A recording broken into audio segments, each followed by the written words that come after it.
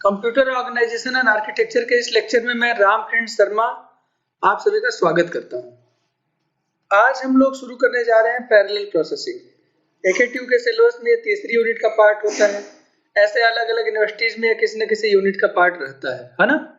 तो तीसरी यूनिट का एकेटीयू के हिसाब से पहला टॉपिक ये रहेगा। बाकी भी जैसे सिलेबस हो उसके अकॉर्डिंग आप पढ़ सकते हैं। तो पैरेलल प्रोसेसिंग के बारे में हम लोग देखेंगे। इसमें जो पैरेलल प्रोसेसिंग का कॉन्सेप्ट है वो किस किस तरह के प्रोसेसर्स हो सकते हैं, कितने पॉसिबल वेराइटीज होंगे, है ना। और उन पॉसिबल वेराइटीज में कौन सा एक्चुअली में प्रोसेसर आज के समय में यूज होता है दूसरे, उसके बारे में देखेंगे हम। ये जो क्लासिफिकेशन है फ्लिंस क्लासिफिकेशन कहा जाता है, फ्लिंस साहब ने उसको दिया था। और उसके बाद फिर ये पैरेलल प्रोसेसिंग को हम पाइपलाइनिंग में कन्वर्ट करने का प्रयास करेंगे, उसको समझने का प्रयास करेंगे कि एक्चुअली में ये क्या होता है ना। तो आइए हम लोग एक एक करके शुरू करते हैं। चैनल को सब्सक्राइब कर लीजिए, ठीक है। ये जितने भी लेक्चर्स हैं कंप्यूटर ऑर्गेनाइजेशन के वो नॉर्मली बीसीए के कोर्स में फर्स्ट ईयर में सेकंड सेमेस्टर में पढ़ाया जाता है और बीटेक में आपके थर्ड फोर्थ सेमेस्टर में पढ़ाया जाता है ना। तो ये काफी इंपॉर्टेंट होता है, इसलिए सभी लोग चैनल को सब्सक्राइब करें और ऐसे सारे स्टूडेंट्स को ये लिंक फॉरवर्ड करें ताकि वो भी चैनल को सब्सक्राइब कर सके और इन वीडियो से ज्ञान प्राप्त कर सके। अब देखिए पैरेलल प्रोसेसिंग क्या है। मान लीजिए हमारा कोई डेटा है ना, वो कोई ऑपरेशन है।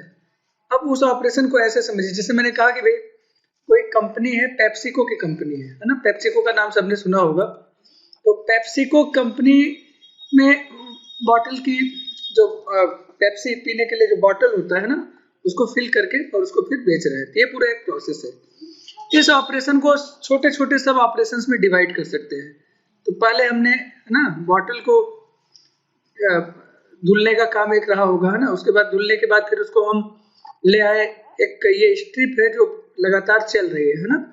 इस पर ये मूविंग स्ट्रिप है जिसमें पर आपने बॉटल रख दिया और यहाँ पर मान लीजिए कि आपने जो भी उसका लिक्विड है उसको फिल किया। इसमें फिल करने के बाद इस बॉटल को आपने थोड़ा शिफ्ट किया, किसकी सहायता से, वही जिस स्ट्रिप पर है वो स्ट्रिप आगे बढ़ गया और बॉटल भी आगे बढ़ गया। फिर उस पर क्या किया आपने, लेबलिंग कर दिया। यहाँ पर लेबलिंग हो गई, फिर ये बॉटल आगे बढ़ा और अगले स्टेप में अगली मशीन क्या कर रही होगी, इसके ऊपर कॉर्क लगा रही होगी, है ना। कॉर्क लग गया। फिर उसके बाद अगले स्टेप में क्या होगा, ये छोटे छोटे जो स्टेप्स हैं वो फॉलो करते हुए इसके पहले भी एक स्टेप रहा होगा जिसमें बॉटल को उठाकर कोई मशीन इसको उठाकर यहाँ पर रख रही होगी। ये 4 स्टेप में मान लीजिए आपका। उसके बाद फिर 5वें स्टेप में उसका कवर में पैकिंग हो जाएगा और पैकिंग के बाद लास्ट स्टेप में क्या हो जाएगा आपका, वो सामान में चला जाएगा। इतनी मशीनें यहाँ पर कर रही है। अब मेरा जो क्वेश्चन है वो समझिएगा कि एक बॉटल को उठाया, उसमें लिक्विड फिल किया, उसका लेबलिंग किया, कॉर्क लगाया, पैकिंग किया, फिर वो गाड़ी में पहुंच गया है। वो एक बॉटल एक गाड़ी में पहुंचा, उसके बाद दूसरा बॉटल उठाकर रखेंगे, ये ठीक है। या हम ये कह रहे हैं कि जब एक बॉटल में फिलिंग हो रही है उस समय दूसरे बॉटल को मशीन उठा रहा होगा, फिर ये बॉटल आगे बढ़ेगा और मशीन ने जिस बॉटल को उठाया उसको यहाँ पर रख देगा। उस समय इसमें लेबलिंग हो रही होगी। तो ये जो प्रोसेस है आप खुद समझ सकते हैं। ये जो सेकेंड टेक्निक है जिसमें एक बॉटल में कोई और सब ऑपरेशन परफॉर्म हो रहा है और दूसरे बॉटल को आप लोग उठाकर उस पर रख दे रहे हैं। इस तरह से अगर इस एग्जाम्पल को आप ध्यान से देखें तो एक साथ एक इसी ऑपरेशन को छोटे छोटे सब ऑपरेशन में डिवाइड कर दिया जो एक साथ रन हो सकते, है ना। जिसमें इस बॉटल की फिलिंग हो रही है, उसके पहले वाले बॉटल की लेबलिंग चल रही है, उसके पहले वाले बॉटल का कॉर्क लगा था, उसके पहले वाले बॉटल की पैकिंग हुई थी, है ना। तो अलग अलग स्टेप्स हैं जो एक साथ कॉन्करेंटली फॉलो हो रहे हैं। इतनी बात समझ में आ रही है। तो पैरेलल प्रोसेसिंग क्या है, यही कह रहे हैं, है ना। A parallel processing system is able to perform concurrent data processing to achieve faster execution time. एक पूरा बॉटल का एक पैकिंग कंप्लीट होगा, उसके बाद दूसरे बॉटल को उठाएंगे और मान लीजिए इस पूरे प्रोसेस में 2 मिनट का समय लगता है, तो 2 मिनट के बाद ही दूसरा बॉटल उठा पाएंगे। और उस हिसाब से देखें तो काफी समय लग जाना है ना। वो पूरा अच्छा खासा नंबर ऑफ बॉटल्स को तैयार करने में। इससे बढ़िया तरीका क्या है कि वो 2 मिनट के अंदर सारे ही सब ऑपरेशन परफॉर्म हो रहे हैं। मान लीजिए 10 स्टेप में है तो 2 मिनट में 10 बॉटल आपके तैयार हो जाएंगे। तो जो आपका एग्जीक्यूशन टाइम है वो 10 गुना कम हो गया, या जो स्पीड है 10 गुना बढ़ गई, है ना। तो ये है हमारा। तो अब इसमें एग्जीक्यूशन को फास्टर करने के लिए हम जो पूरा प्रोसेस है उसको छोटे छोटे सेगमेंट्स में डिवाइड कर लेते हैं। This is known as parallel processing, है ना। ये छोटे छोटे तो एक साथ वो सारे फंक्शंस रन हो पाए, ये हमारा पैरेलल प्रोसेसिंग है। इतनी बात समझ में आ रही है ना। तो आप देखिए इतनी बात हमने कर दिया। उसके एडवांटेज क्या है, तो पहला क्या है कि इससे क्या हो जाएगा कि कॉन्करेंट डेटा प्रोसेसिंग हो पाएगी, है ना। इससे क्या हो जाएगा, एग्जीक्यूशन टाइम मेरा बढ़ जाएगा। इससे क्या हो जाएगी, हमारी जो पर्पज इसका क्या है, ताकि स्पीड अप हो जाए जो भी हमारा सिस्टम की अपनी कैपेबिलिटी है और जो आउटपुट मिल रहा है ना वो लगातार बढ़ता रहे, उसके लिए हम पैरेलल प्रोसेसिंग को यूज करते हैं। ठीक है। और तीसरा ये है कि एक हायर लेवल कॉम्प्लेक्सिटी अगर सिस्टम में है तो उससे मल्टीपल यूनिट्स हैं, मल्टीपल जो फंक्शनल यूनिट्स हैं जो एक साथ परफॉर्म कर सकते हैं, है ना, वो साइमल्टेनियसली एक साथ काम कर पाएंगे। ठीक है। तो ये हमारे कुछ बेनिफिट्स होते हैं। जितने भी आपके ऑपरेशंस हैं उन सब ऑपरेशंस को परफॉर्म करने के लिए एक साथ चूंकि उनको परफॉर्म होना है तो एक से ज्यादा ALU की भी जरूरत हो सकती है। तो जितने भी यूनिट हैं, each unit under the supervision of a control unit, her unit को अपने कंट्रोल यूनिट की जरूरत पड़ेगी जो उसको प्रोसेस को कंट्रोल करेगा, उसको परफॉर्म करेगा। ऑब्वियस सी बात है।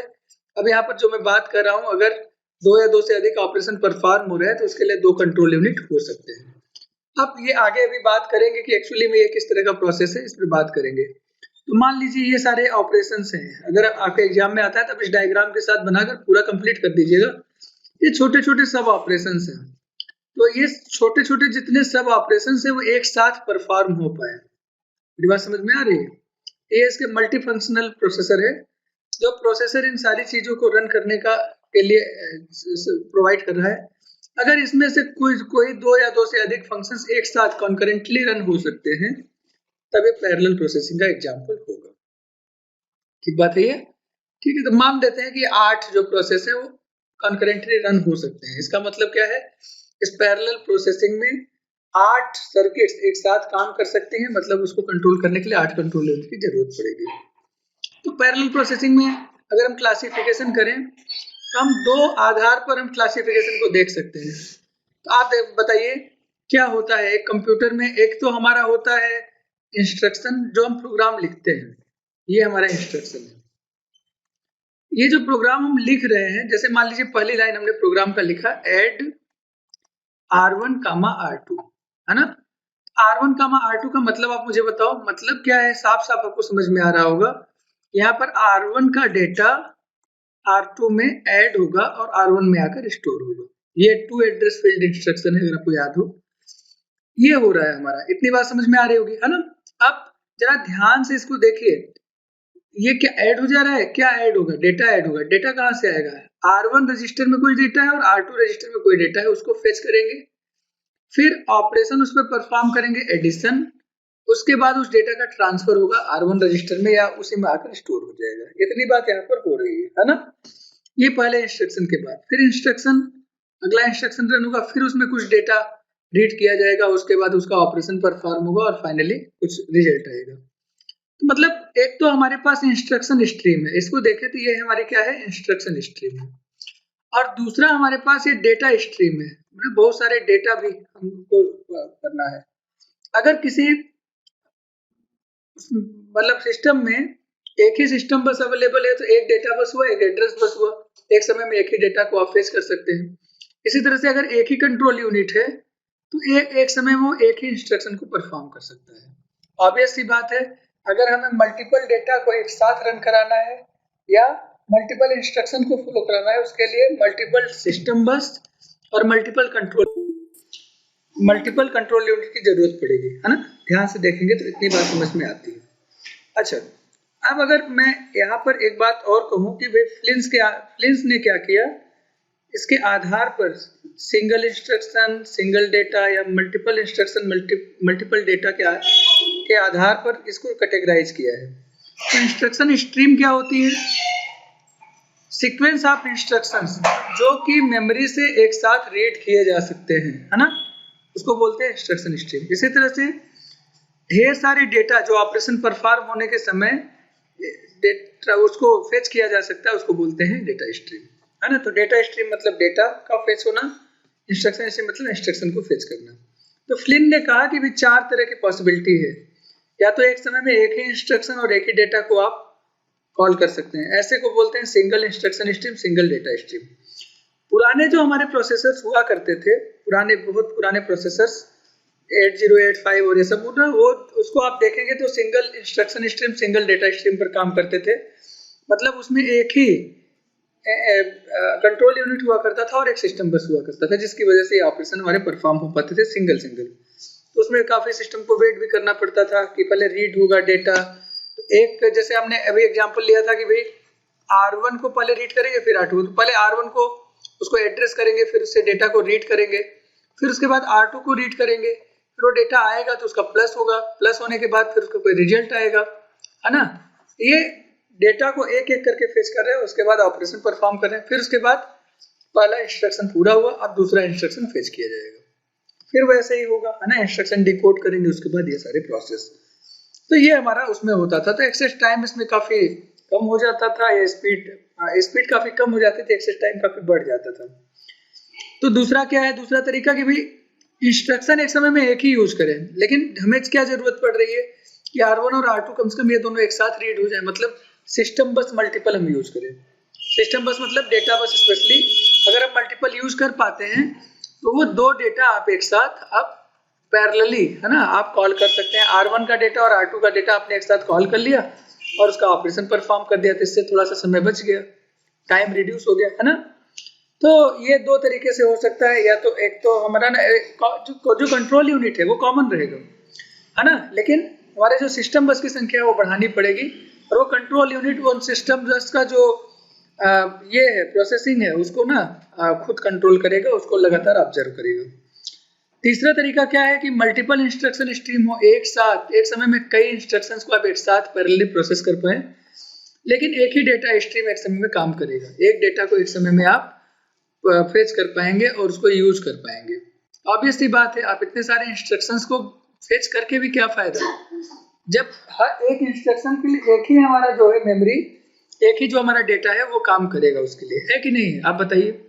इसका मतलब ऐसा कोई प्रैक्टिकल सिस्टम अवेलेबल ही नहीं हो पाएगा जिसमें ये काम कर सके।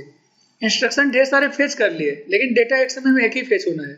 ऑब्वियस सी बात है, पहले इंस्ट्रक्शन में जितने डेटा का फेच होगा वो पूरा होगा, फिर दूसरा इंस्ट्रक्शन रन होगा, उसके डेटा को फेच करेंगे, और ये धीरे धीरे चलेगा। इंस्ट्रक्शंस को फेच करने का कोई फायदा नहीं मिलता है। इसलिए इस ऑर्गेनाइजेशन पर, MISD ऑर्गेनाइजेशन पर कोई भी सिस्टम डिजाइन नहीं किया गया। और लास्ट में आपका multiple instruction stream, multiple data stream, जो आज के समय के सिस्टम है, जिसमें मल्टीपल कंट्रोल यूनिट्स हैं और मल्टीपल आपके डेटा सिस्टम बस हैं, जिससे डेटा को एड्रेस किया जा सकता है और डेटा को कॉल किया जा सकता है। तो एक साथ ढेर सारे इंस्ट्रक्शंस, है ना, इसमें फेच किए जाते हैं और उनको परफॉर्म भी करते हैं, पैरेलल प्रोसेस करते हैं, और उसी के साथ जिन डेटा की जरूरत होती है उन डेटा को भी आप पैरेलली क्या करते हैं, कॉल करते हैं। और आज के समय में ये कॉमन है, इसकी वजह से सिस्टम की स्पीड कितनी बढ़ गई है। पुराने सिस्टम को आप यूज करिए और आज के सिस्टम को यूज करिए, दोनों में कितना सारा अंतर है ऑपरेशंस में, अगर आप देखना चाहें तो। इसी टेक्निक को थोड़ा सा और आगे बढ़ाएं तो अब ये जो सब ऑपरेशंस को की बात हम कर रहे हैं, तो सब ऑपरेशंस हमको पहले डिकम्पोज करना पड़ेगा, है ना, और डिकम्पोज करने के बाद फिर हमें डिसाइड कर पाए कि वो जो छोटे छोटे सब ऑपरेशंस हैं हमारे, वो क्या ऑपरेशंस रन हो रहे हैं। इतनी बात समझ में आ रही है। तो इस जो प्रोसेस है ना, उसको बोलते हैं पाइपलाइनिंग। तो pipelining is the technique of decomposing a sequential process into सब ऑपरेशंस। एक सीक्वेंशियल प्रोसेस है, पूरा एक प्रोसेस है, उसको सब छोटे छोटे सेगमेंट्स में, सब ऑपरेशंस में डिवाइड करना, with each sub processes being executed in special dedicated segment that operates concurrently with all other segments, है ना। ताकि इस तरह से हम सेगमेंट्स में डिवाइड करें कि जितने भी सेगमेंट्स हैं वो एक दूसरे के साथ कॉन्करेंटली, साइमल्टेनियसली काम कर पाए, है ना, पैरेलली काम कर पाए। तो ये जो सेगमेंटेशन की टेक्निक है, इसको बोल रहे हैं पाइपलाइनिंग। वो, है ना, बात समझ में आ रही है। पूरे प्रोसेस को छोटे छोटे सेगमेंट में डिवाइड कर पाए, हर जितने भी सेगमेंट हैं सबके लिए अपना एक कॉमन डेडिकेटेड सिस्टम होगा। मेरी बात समझ में आ गई? इतनी बात ठीक है। तो each segment performs partial processing dedicated by the way of task is partitioned. जिस partition किस तरह से उसको पार्टीशन किया गया है, वो जो भी तरीका था उसके लिए जो भी पार्शियल प्रोसेसिंग होगी वो परफॉर्म होगा। हर सेगमेंट एक अपना ऑपरेशन परफॉर्म करेगा, फिर उसका रिजल्ट हो सकता है दूसरे के लिए काम करे, तो इस तरह से ये सारा काम चलता है। ठीक है, तो इसमें बहुत सारी प्रॉब्लम्स भी देखने को मिल सकती हैं, उसको आगे हम देखेंगे। एक जो चीज इसमें है कि भाई जो कंप्यूटेशन है एक दूसरे के ऊपर डिपेंड करता है, ओवरलैप करता है, जिसको आगे वाले एग्जाम्पल में हम और अच्छे से समझ पाएंगे। मान लीजिए कोई पाइपलाइनिंग का एक्सप्लेनेशन अगर यहाँ एग्जाम्पल से समझने का प्रयास करें, तो कोई ऑपरेशन है AI स्टार BI स्टार का मतलब मल्टीप्लीकेशन होता है, पता है ना? हाँ, तो ये क्या है हमारा AI star BI plus CI, ये ऑपरेशन हमको परफॉर्म करना है। यहाँ पर I की वैल्यू 1 2 3 4 5 6 7 एंड सो ऑन ऐसा है हमारा। Each sub operation is to be implemented in a segment within a pipeline, है ना? जितने भी सब ऑपरेशंस इसमें हैं उनको आप इम्प्लीमेंट करेंगे एक सेगमेंट के द्वारा, है ना? पाइपलाइन में जिसको हम डिजाइन कर रहे हैं, उस सेगमेंट को हम समझने का प्रयास करते हैं। वो क्या है? पहला सेगमेंट कह रहा है कि इनपुट AI एंड BI। पहले AI और BI को हमने क्या किया? रीड किया, लोड कर लिया, रजिस्टर में लोड कर लिया। अब R1 और R2 में AI BI आ गया। फिर अगले स्टेप में AI BI को मल्टीप्लाई करना है, मतलब R1 रजिस्टर और R2 रजिस्टर को मल्टीप्लाई कर दें, उसको R3 में स्टोर कर लें। और उसी समय चूंकि CI उसमें प्लस होना है अगले स्टेप में, तो इस समय CI को लोड भी कर लेते हैं। तो CI को लोड किया रजिस्टर R4 में। समझ आ रही बात? मतलब R1 और R2 में पहले डेटा ले आए, R1 R2 को अगले वाले सेगमेंट में जब मल्टीप्लाई किया उस समय R4 को कॉल कर लिया हमने, CI को, और लास्ट में क्या करेंगे, ये भी जो हमारा मल्टीप्लीकेशन का रिजल्ट आया है और ये जो हमारा रजिस्टर CI जिसमें है, ये दोनों को हम प्लस कर देंगे, तो इस सम के साथ क्या हो जाएगा? फाइनल रिजल्ट हमको मिल जाएगा। और वो कहाँ मिलेगा? हमको R5 में मिलेगा। इतनी बात ठीक है कि नहीं? अब बताओ, है ना? इतनी बात ठीक है। तो आप ये जो हमारा, अगर आप ध्यान से देखें, है ना, तो क्या हो रहा है यहाँ पर? यहाँ पर पूरा ऑपरेशन को आपने छोटे छोटे सेगमेंट्स में डिवाइड कर लिया। उसको समझने के लिए हम करते हैं, पहले हमने AI BI को लोड कर लिया R1 और R2 रजिस्टर में, फिर उसको मल्टीप्लायर को पास कर दिया। अगले सेगमेंट में क्या हो रहा है? इन दोनों का मल्टीप्लीकेशन हुआ, तो R3 रजिस्टर में क्या आ जाएगा? AI into BI। इसी समय CI को लोड कर लिया। अब यहाँ क्यों लोड कर रहे हैं? क्योंकि अगले स्टेप में इसको ऐड करना है। तो ये पैरेलल प्रोसेसिंग का एग्जांपल हुआ, ये दोनों एक साथ रन हो रहे हैं, है ना? एक तो ये भी है, और दूसरा ये है कि जिस समय ये मल्टीप्लीकेशन हो रहा होगा R1 और R2 में कोई नया डेटा आ जाएगा AI BI वाला, है ना? और फिर R3 और R4 को यहाँ पर एडिट की सहायता से ऐड कर दिया, हमें R5 मिल जाएगा, जिसकी वैल्यू होगी AI BI प्लस CI।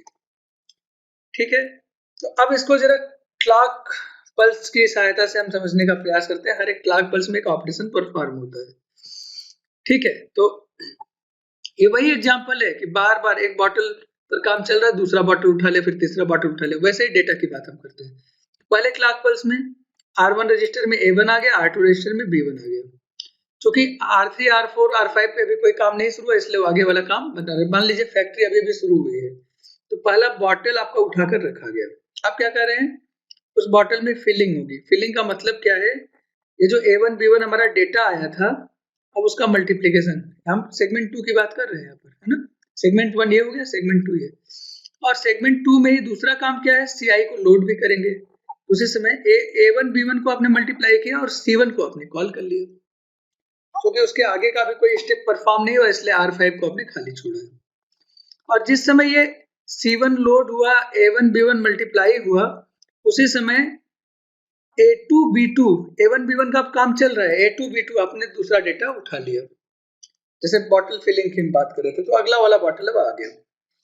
तीसरी मशीन साइकिल में हम उल्टा पढ़ रहे हैं, हमेशा सेगमेंट लास्ट सेगमेंट से स्टार्ट करिए पढ़ना, तो समझ में आएगा। तो अगले सेगमेंट में क्या हो जाएगा? अभी हमारे पास A1 स्टार B1 आया था और यहाँ C1 आया था, इन दोनों का एडिशन होगा R5 में। A1 star B1 plus C1 ये हमारा आ गया, जो यहाँ पर हमको दिखाई दे रहा था ना।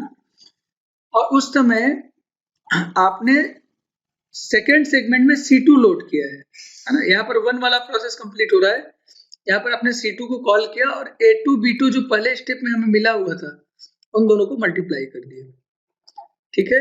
और उसके पहले आपने A3 B3 को तीसरे साइकिल में लोड कर दिया।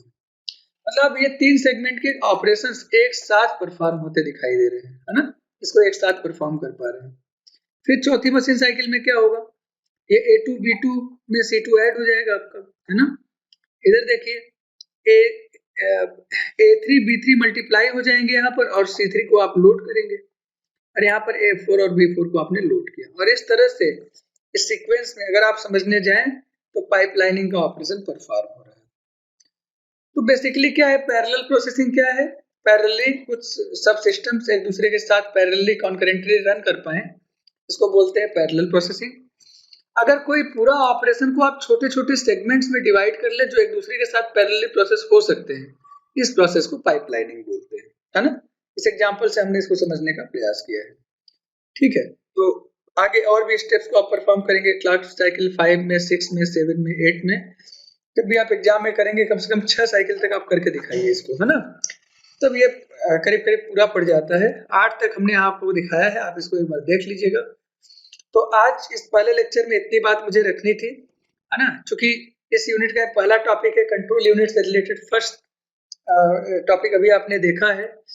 तो चीजें कुछ अभी अव्यवस्थित हो सकती है, तो आप उसको ठीक से समझने का प्रयास करें, इस वीडियो को बार बार देखें, समझें कि इसमें क्या बात कही जा रही है ना। फिर भी कोई समस्या हो तो आप कमेंट बॉक्स में जाकर अपनी बात रखिएगा, कोई क्वेश्चन हो उस क्वेश्चन को रखिएगा। अगर वीडियो अच्छा लगे तो अप्रिशिएट भी करिएगा, और अगर इससे रिलेटेड और कोई जानकारी चाहिए, हमसे बात करनी है, कुछ पढ़ना है ना, उसके लिए VEUHV ramkshRma@gmail.com ये ईमेल आईडी है, आप इस पर हमसे संपर्क कर सकते हैं। चलिए इस वीडियो को यहीं पर समाप्त करते हैं और अगले वीडियो के साथ, है ना, हम लोग अभी फिर उपस्थित होंगे। तब तक के लिए आप सभी को नमस्कार।